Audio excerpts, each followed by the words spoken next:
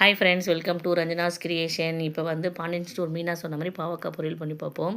வானொலி வச்சுக்கேன். எண்ணெய் காஞ்சதும் சோம்பு, கருவேப்பிலை, 2 பெரிய வெங்காயத்தை பொடியாக கட் பண்ணி வச்சுக்கிறேன். அதையும் போட்டு நல்லா வதக்கிக்கலாம். இதுக்கு தேவையான அளவுக்கு உப்பு, மஞ்சத்தூள் போட்டு அதையும் நல்லா வதக்கிக்கலாம். நான் பாவக்காவை வந்து மஞ்சத்தூள், உப்பு போட்டு தண்ணியில் ஊற வச்சுருக்கேன் ஒரு 1/4 மணி நேரம். இப்போ அதை நல்லா பூஞ்சி போட்டுக்கலாம். இது நல்லா வதங்கட்டணும். அதுக்கப்புறம் தக்காளி கட் பண்ணி வச்சுக்கிறேன், அதையும் போட்டுக்கலாம். அதை நல்லா வதக்கிட்டு அதுக்கப்புறம் வந்து இதுக்கு வந்து தேவையான அளவுக்கு மிளகாய்த்தூள் ஆட் பண்ணிக்கலாம். மிளகாய்த்தூள் ஆட் பண்ணி நம்ம நல்லா கொஞ்சம் பச்சை வாசனை போகிற அளவுக்கு பொறுமையாக வதக்கலாம். ஒரு 5 மினிட்ஸ் நல்லா வதங்கிடும். அதுக்கப்புறம் வந்து இதுக்கு வந்து தண்ணிலாம் தேவையில்ல, இந்த எண்ணெயிலே வெந்துடும். இப்போ தட்டு போட்டு மூடி வச்சிடலாம்.